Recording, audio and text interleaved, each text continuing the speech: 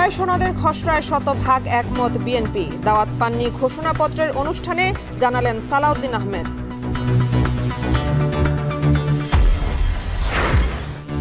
এক বছরে ৯২% রাজনৈতিক সহিংসতার দায় বিএনপির, ৫% জামায়াত আর ১% এনসিপির দাবি টিআইবির। পরিবহনের দিনে ২ কোটি টাকার চাঁদাবাজি। Sheikh Hasina no release no ট্রিটমেন্টের নির্দেশের পর হাসপাতালে চিকিৎসায় অবহেলা। ট্রাইব্যুনালে জুলাই যোদ্ধা ইমরানের সাক্ষ্য। ৫টিতে এইচএসসির সুযোগ রেখে ৭ কলেজ নিয়ে বিশ্ববিদ্যালয়ের প্রস্তাব।